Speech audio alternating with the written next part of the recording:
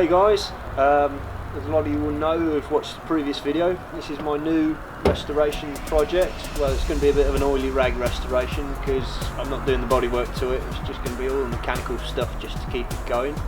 So I'm going to give you a quick introduction to the car and all its many faults. So looking around the car initially, the first obvious thing is that the paint is all orange peeled and it's not particularly great. There's a few chips here and there, but this is something that will be addressed in the future after I've got all the oily stuff done. You know, the idea is to keep the car going for as long as I can how it is as an oily rag restoration, which is something I like because the TR6 that I've got is a bit more of a nicer car at the moment. As soon as that's done, this car will get done. Anyway, so we'll move on to what bits need doing at the moment. Right, moving on to one of the first things, onto the back of the car. One of the things I said on the journey back from Devon was that the car was making a bit of a noise. I thought it was the voltage regulator box was bouncing about, and that was one of the problems. The actual real noise that was being made was the exhaust. It was hitting the chassis, and that was really quite annoying. But that's something that I'm going to address with a full stainless steel exhaust system, you know, and secure it up nicely. There's silly little things like the Spitfire badge needs a Mark III put on the back, and various other little bits and pieces. Just looking closer at the paint job here, it's not perfect, but like I said, oily rag restoration. We have a look in the boot. It's all there, it's all solid. Usually where Spitfires go, they tend to go on the wheel arches here, and this looks quite original. It's all quite solid, there's nothing wrong with that. As I did mention, the wheels of it are off a Mark V, or a 1500 if you like. So, as I did say, I want to go with wire wheels on the car because they look more 1960s, they look part. Again, looking through the boot, there's not a lot welding wise that I've got to do. She's quite solid, so really impressed with this car. You know, what I brought for the money, it's not bad. Right, moving on to the interior of the car, the obvious things to notice are obviously the steering wheel is wrong, so that needs to be changed, you know, for something a little bit more appropriate for the car. Because at the moment what I'm getting, this steering wheel is really nice, you know, I mean, it grips my hands quite well, it's nice gripping, but my eyesight is blocked to the temperature gauge, which obviously is quite an important gauge on the classic car. Eventually we'll be getting a new dash. These two gauges currently aren't working. This is why I was following wheel back.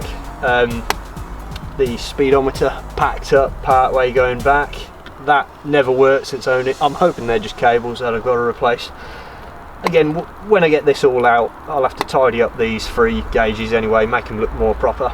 The horn, for some bizarre reason, it's not right. The horn should be up here on the steering wheel. We'll change all that over. And the oil pressure gauge. Now this doesn't look very original, it just looks like somebody's cut and shut a gauge up here. So what I intend on doing is getting one of those dual gauges, you know, temperature and oil pressure gauge in one, so then I can just have them nicely put up on the dashboard up here. As I did mention on the video, the ashtray and all that, these are absolutely rusty as hell. So this is going to have to be obviously another job to be done. The top of the dashboard is a bit ripped, so we'll get a new one of those in. Moving on down here, the H-frames are missing where the radio should go. For some reason somebody's put a radio up here. It's a modern radio, which is fine, which is what I want anyway with the car because I intend on using it. And yeah, there's a load of junk down there, and I do like this innovative window winder somebody's put on this car at some point using the end of a hose. It works.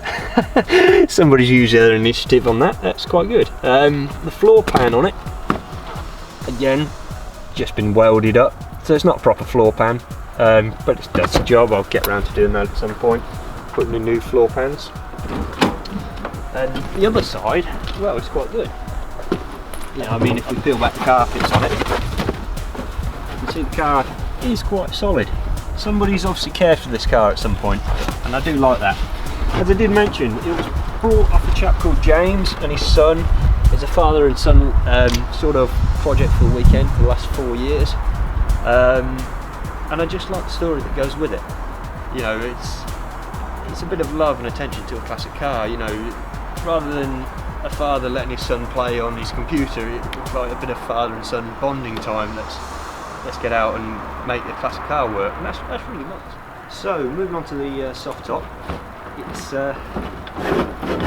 yeah, not exactly 100% right, because as far as I'm aware, the back of it should be riveted down to this panel here. It shouldn't be poppered. But I mean, maybe some of you guys can comment in the comments box below and let me know how you've got yours fitted onto your Spitfires. But as far as I was aware, this back panel should be riveted, and then it's just nut and bolt when you've got the hard top on. But the new top, so bonus. Say that. It's always nice when you get new bits with an old car. The wing mirrors, they've got to go. Bullet tight.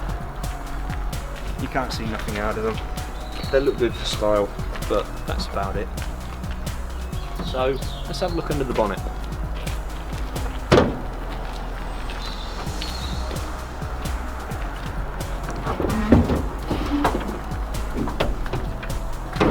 Right, so moving on to the engine bay. I've got here the great mighty power of the 1.3 Spitfire. As said, you know, the father-son team, they've been at work. You know, they've been busy under here. It's got a nice electronic ignition system. So that's been all installed over here. The fuel pump's been renewed recently, new coil. Been changed over to an alternator from a dynamo, but the fan belt ridiculously loose, so I think we're going to have to address that first, because that's squealing like hell. Nice HS2 carburetors, long style air filters, not too bothered about that. You know, it's better for getting airflow in regardless.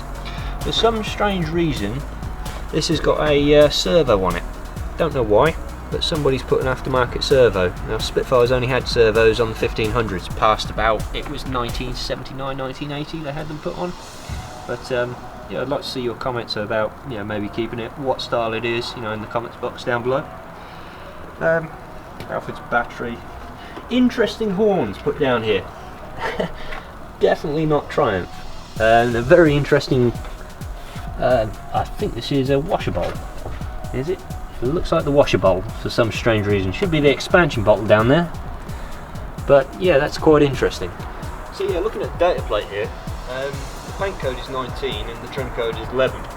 So when I was around Ross's house earlier, with Paul in the passenger seat, we were having a quick look over the car, you know, just seeing what's what have you. And kind of guessing which colour the car was originally, you know, given that there's white underneath the bonnet here. Was this a replacement bonnet off a different Spitfire, or is this the original bonnet from the car from 1967? And Paul said it's probably white.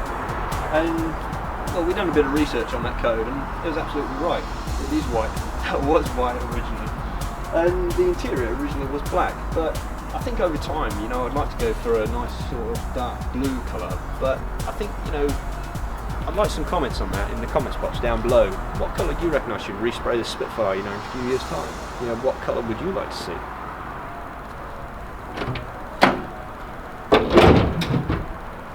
Yeah, so moving on to the front of the car, the previous guy who had it put halogen lights in it, which is great really, because I mean that's one less job I've got to do.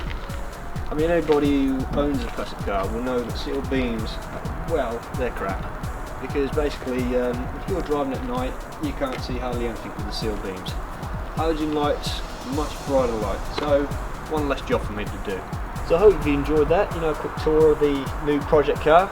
As I did mention, and as a lot of you will know, you know, I've got an oil pressure problem with this car when it's hot. I believe it might be the wrong oil inside the car. You know, I believe that somebody's used a different quality oil as opposed to a nice 2050 decent quality oil, because when we went out earlier she was getting good oil pressure till she got hot.